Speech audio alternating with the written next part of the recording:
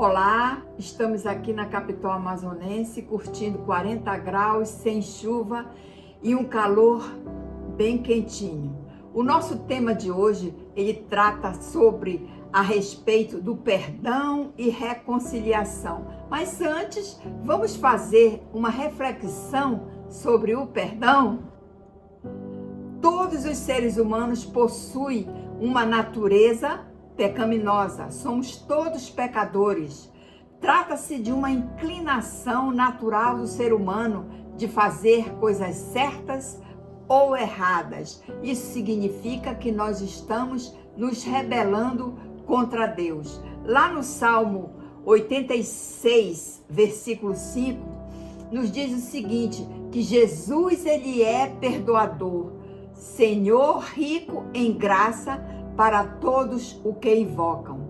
Então, o Senhor, ele nos perdoa. Nós precisamos de perdão. Todo homem precisa do perdão, porque o salário do pecado é a morte, mas o dom gratuito de Deus é a vida eterna, pois Cristo Jesus, nosso Senhor, está em Romanos capítulo 6, versículo 23. E por que temos que fazer a confissão de todas as nossas falhas? Além de crer, arrepender e confessar, também precisamos perdoar-nos uns aos outros. E qual é a importância da reconciliação para o ser humano? Lá em 2 Coríntios, capítulo 5, versículos 18 e 19, nos fala que Deus provém todas as coisas. Deus estava em Cristo Jesus reconciliando consigo o mundo. Tudo provém de Deus, que nos reconciliou consigo mesmo por intermédio de Jesus Cristo. E quais os frutos da reconciliação? A reconciliação é uma decisão pessoal do seu coração e traz os frutos do arrependimento, reconhecer erros e libertar de todas as travas e raivas que você poderá ter. E a importância do perdão para você, qual seria? O perdão, ele é a chave de todas as bênçãos. Está lá em Colossenses, capítulo 3, versículos 12 a 15. O perdão é um ato de misericórdia e compaixão. Portanto, é importante porque ele nos liberta, nos livra de todas as nossas algemas, culpa, rancor, raiva, mágoa e condenação, sentimentos desagradáveis. Mas quando você passa por tudo isso, nós nos aproximamos das lições de Jesus e dos caminhos de Deus. Ele também nos faz com que nos tornamos pessoas melhor, porque nós aprendemos com a dificuldade, nos tornamos melhor porque este é um ato de amor. Ele nos liberta das amarras que trazem pesos negativos para nossas vidas. É um símbolo de inteligência emocional e amadurecimento espiritual. Nós também temos que nos auto-perdoar. O que isso significa? Nos perdoar. Você tem que perdoar a si mesmo por coisas que você um dia praticou ou fez de errado. Então, assim como você ofendeu e você foi ofendido, traga o perdão para o seu coração. Perdoar é um mandamento de Deus. Está lá em Mateus capítulo 6, versículo 12.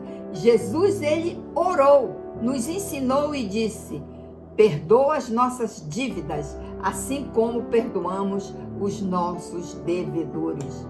Em Mateus capítulo 18, versículo 21 ao 35, Jesus nos diz que devemos perdoar, se necessário, até 7 vezes mais. Quando alguém te faz algo mal e você faz parte dessa gratidão a Deus de ter perdoado os nossos pecados através da morte na cruz do Calvário. O perdão de Deus, ele baseia-se exclusivamente no amor e na sua graça incondicional. Quem é o nosso próximo que devemos perdoar? Perdoar uns aos outros não é difícil, principalmente aquela pessoa que te ofendeu. A nossa resposta realmente é de vingança. Buscamos a vingança para aquela pessoa que nos fez mal. Porém, Jesus perdoou os seus inimigos que o crucificaram ali na cruz do Calvário antes de morrer, e ele orou dizendo: Pai, perdoa-lhes, porque eles não sabem o que fazem. Está lá em Lucas, capítulo 23, versículo 34. Por isso, devemos perdoar para que haja paz genuína em nossa vida com Cristo Jesus. Agora eu vou te contar uma historinha de reconciliação a respeito de Filemon e Onésimo.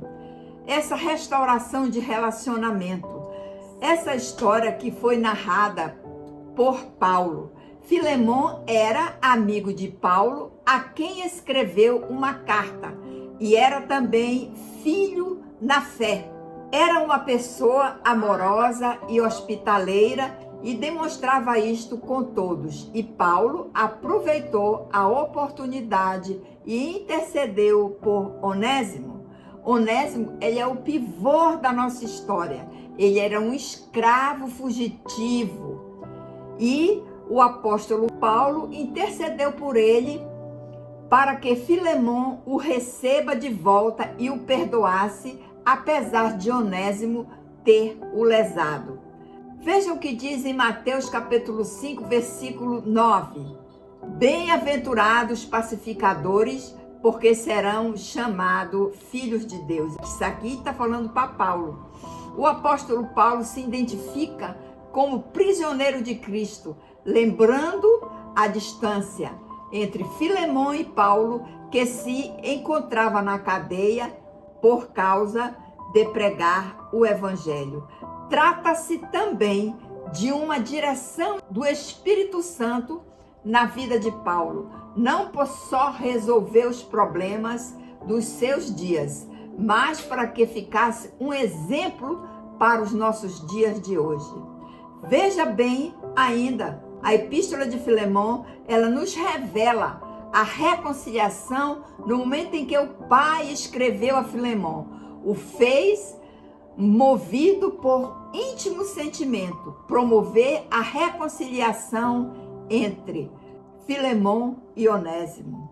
Veja a mensagem que Paulo deixou a Filemon e disse: enquanto eu estou na cadeia, você deveria estar me servindo, mas não está. Contudo, Onésimo, que era seu escravo e fugiu, e está em falta comigo e precisando de reconciliação, está servindo em seu lugar. Certamente, Onésimo não era um crente, fugiu da escravidão do Império Romano, mas ele teve um encontro com Cristo Jesus e sua vida foi transformada.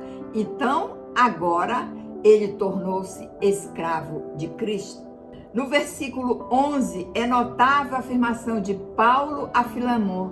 Ele antes te foi útil, agora é útil a ti e a mim. Escolhe propositalmente esta palavra, porque o nome de Onésimo significa útil.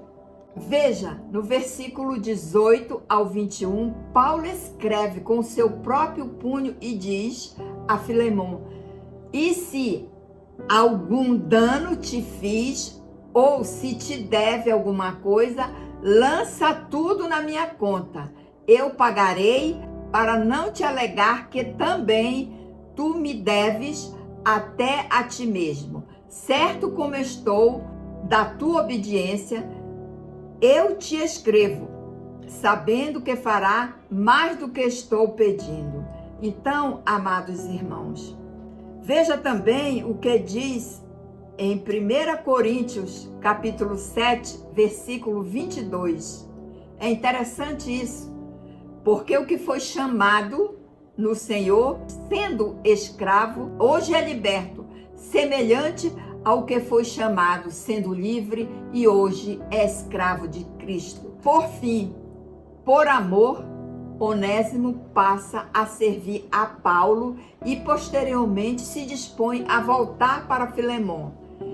E por mais que tenha alcançado a liberdade, agora ele é um escravo de Cristo Jesus. Portanto, curta, compartilhe este vídeo para que outras pessoas possam reconhecer a sabedoria e o amor de Cristo Jesus.